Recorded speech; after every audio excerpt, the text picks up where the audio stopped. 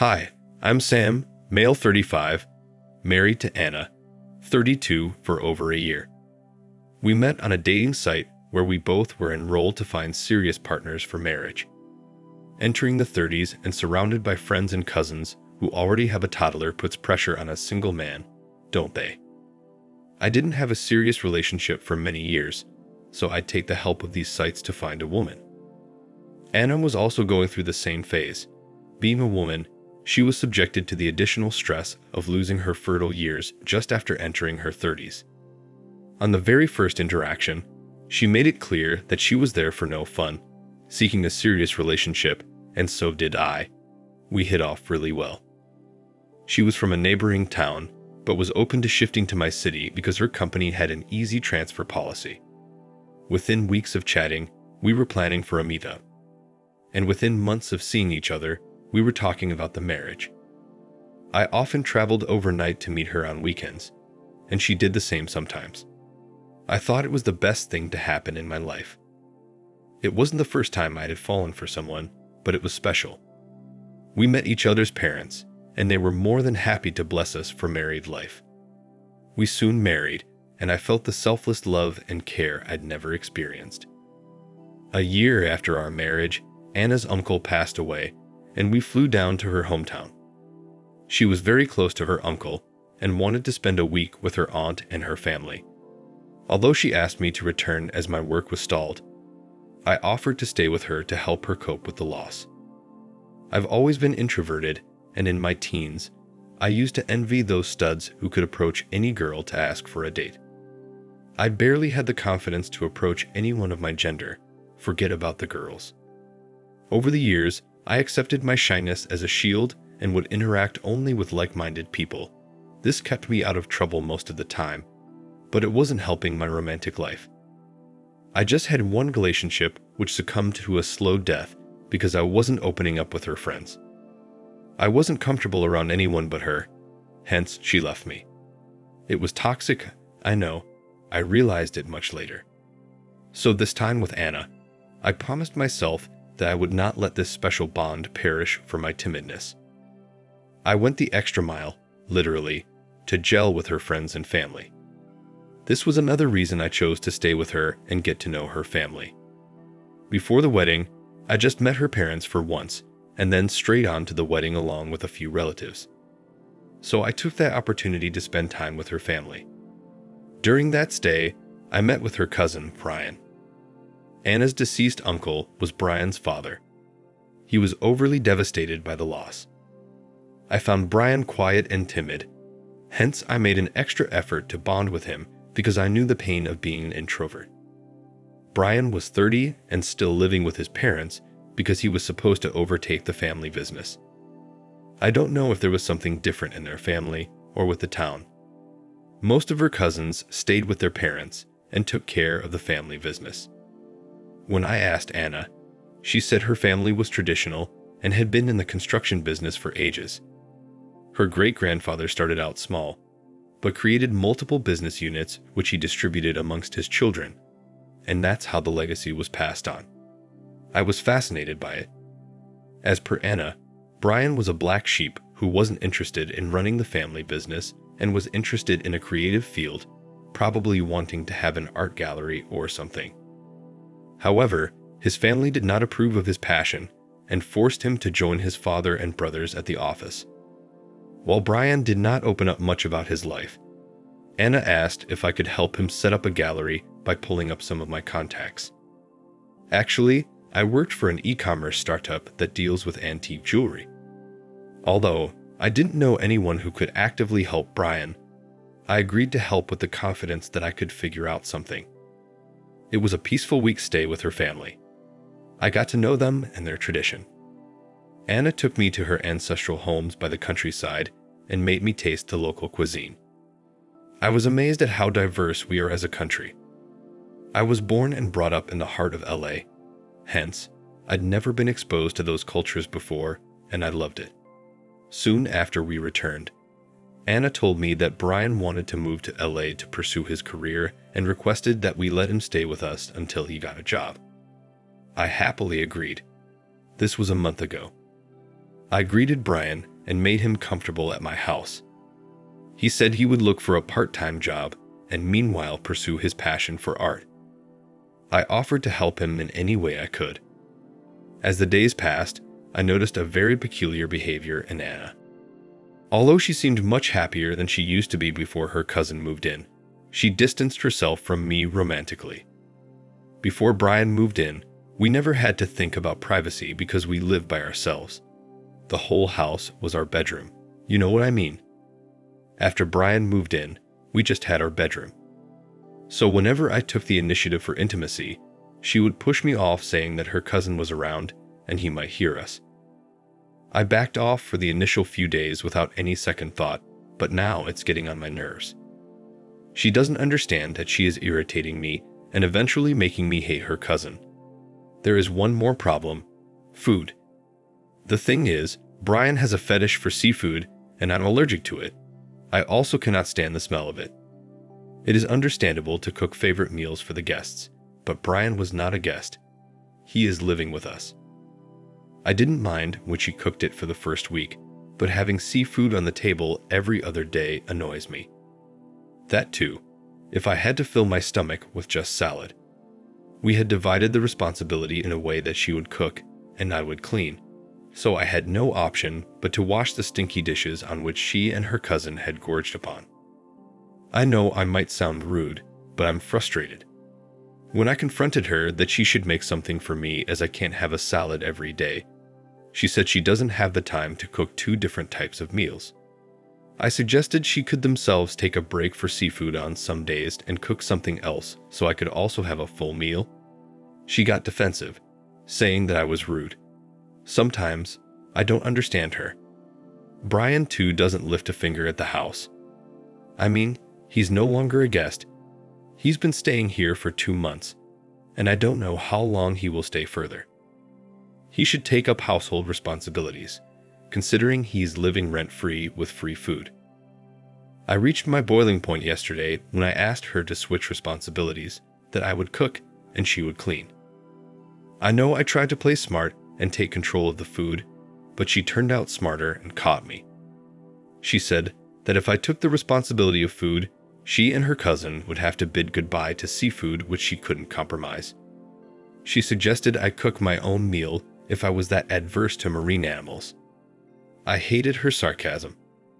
I wanted to yell at her and knock some sense into it that I work for 45 hours a week, and I cannot spend endless hours in the kitchen. The thing is, I'm getting annoyed by them to the point that I don't respond properly to Anna or Brian. Anna's protectiveness for her cousin makes me hate him, and I want him to move out ASAP. Sometimes when I clear my head and think, I feel that I'm being rude to Brian, and maybe I'm giving a signal that I'm doing a favor to him by letting him live with us. I genuinely don't feel like that, but Anna's attitude is pushing my buttons. I have discussed this with a few of my colleagues and got a mixed reaction. Some say I'm annoyed because our privacy is intruded, and some acknowledge a problem with Anna. I'm posting it here to get some perspective. If anyone has faced a similar issue, kindly suggest what I should do. Now for the first update. Hi all. Thanks for hearing my rant and giving some solid advice. The day after my original post, I subtly brought up the topic on the dinner table in front of Brian that we should make a weekly dinner menu that should have the preferable food of all 3 of us rotated over a week, so that I could at least have a proper food on 2 days of the week. Anna rolled her eyes, indicating I shouldn't have brought that topic in front of Brian. But Brian was quick to agree and apologize for being inconsiderate all the while. The discussion ended on a good note. I felt I was unnecessarily exaggerating the situation, which got solved so easily. While one of the issues got solved, or at least got mitigated, Anna's growing distance still bothered me. Our sex life is close to null because she's too busy setting up her cousin's life. She has been taking a lot of leaves from her office to accompany him to his interviews. Brian is also looking for a job in a ceramic institute. I don't know if I had a limited understanding of art or if he's confused about his job plans. I don't know. I'm just watching them running haywire, dumbfounded, waiting for the day he gets a job and moves out. Anyways, today I'm here to share a pestering concern. Last week, I had light work, so I came home early on most days. It was disturbing to find Anna sitting so cozily with Brian. Although nothing explicit, their body language was alarming. I met her legs on his thighs. Sometimes he leaned over her shoulder. It is understandable when cousins are young, but both are in their 30s and one is married. When I discussed this with my close friend, he dismissed it, saying I was just annoyed by Brian's presence. Hence, I'm picking on him. I know it is outrageous to assume such things between cousins. Maybe I'm just presumptuous, but it hurts to see Anna sitting so cozily with Brian while pushing me away, saying she was tired and not in the mood. This concern of mine is so sensitive that I'm afraid to confront Anna about it. I might sound disoriented or delusional, but I need serious advice on how to proceed. Now for the third update. Hi, I know I'm updating after a long time. It has been the most disturbing and traumatic time of my life. I'll jump straight into the update. I caught Anna sleeping with Brian. Soon after Brian shifted, I had a disturbing feeling out seeing them together. However, I ignored it. Even when writing the last update, I had a strong instinct that something was rotting between them, but I didn't want to sound presumptuous. A few days after my last update, I arrived early to find my house locked. Usually, Anna or Brian used to be at home, but that day it was locked. I texted Anna asking her when she would return. She didn't reply to my text. I was feeling uneasy, so I decided to go for a run. I went to the nearby Citizen Park, and guess whom did I run into? My wife and her cousin. They were hugging each other, sitting on a bench surrounded by dense bushes. It was so sudden that none of us got a chance to react. I just stopped, and so did they. It was like suddenly two heads popped up from behind the bushes, and I had direct eye contact with Brian, who immediately pushed Anna away, whose eyes were closed while hugging. I asked them what they were up to. It should have been the end, but Anna was very calm and said, "Oh hi, you're here. Actually, Brian was feeling low, so I took him for a walk. Let's go home." I was so confused and shocked that I barely spoke a word after that. In fact, all three of us walked silently on the way back home. After returning home, I sat down on my bed for an hour, unable to comprehend what I'd witnessed minutes ago. When she came to call me for dinner, I gave her a look, but she stared back, asking me why I looked intensely. I silently ate dinner and went to bed. I didn't look at either of them at the dinner table.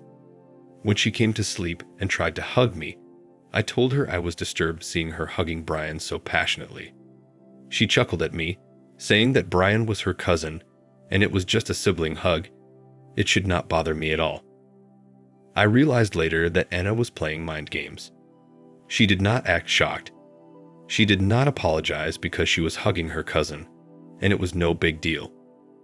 However much I tried to sweep it under the rugs that they were cousins, it was bothering me, so I devised a plan to find out the truth. As some of you suggested in my last update, I should hire a PI.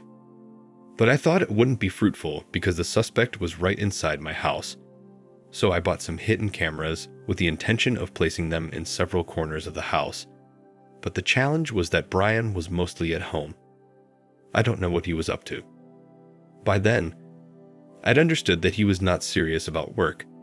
He was lurking around in my house, and I had to get rid of him, anyhow. I told them my company is sending me on a 2-day work trip to London. Before that, I would work from home for a few days to finish a presentation I would need on my London visit. It was all made up, but I did take a week off from work to wrap up this saga, and I did book a flight ticket to show them. So while I was at home, Brian would dress up formally, take his files, and pretend he was going for an interview. I don't know. I may be assuming that he was acting, but I don't care. I used the opportunity to plant several cameras and mics in different corners of the house. I did this during Anna's office hours after locking the house from the inside, so it cannot be unlocked using duplicate keys. Although nothing concrete came up, except Anna and Brian exchanging intense eye contact and Brian fondling Anna's hand while passing. That evidence could also prove what was happening between them, but I wanted a dirty one to humiliate them. On the day of my scheduled flight, Anna offered to drop me at the airport.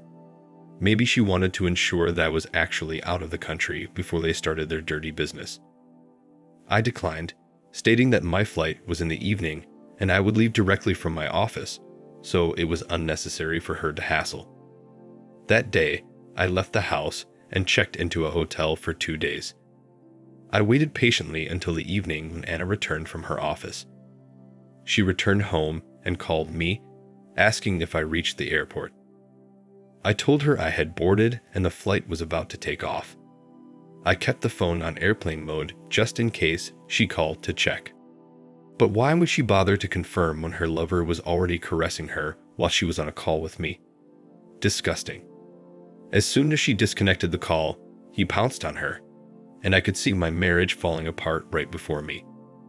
A couple of minutes into that, I turned off the app that was displaying the live recording. I knew I would die of suffocation in the next 2 days, so after an hour, I logged in again to see if enough evidence was collected so that I could put an end to this. When I logged in, I found a clip where Brian actually discovers the camera and panics. They then hunt for the remaining cameras and mics, and while doing so, Anna stands in front of one of the cameras and curses me. The recordings had stopped by then, which meant they had destroyed everything. I checked the saved recordings, which were just enough to prove their illicit relationship, so I headed home.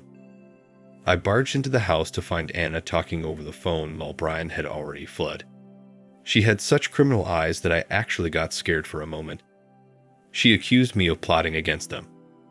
I told her that she should consider herself lucky that I didn't smack her head or chase down her lover, so she could cut short her BS and come to the point. I asked her to confess everything to me or else I would involve her parents. She then narrated that she and Brian were always in love with each other. However, they both knew they could not be together. They had initially decided to never get married and secretly continue with their filthy business. But as Anna hit her 30s, her traditional family insisted she get married, so she was online looking for a guy from a different city to execute their plan. Luckily, she found me desperate enough to marry her without spending too much time dating. In the end, she suggested that we continue to be married couples and lead our lives independently, meaning I can sleep with anyone while she can continue to bang her cousin. I felt disgusted at her suggestion.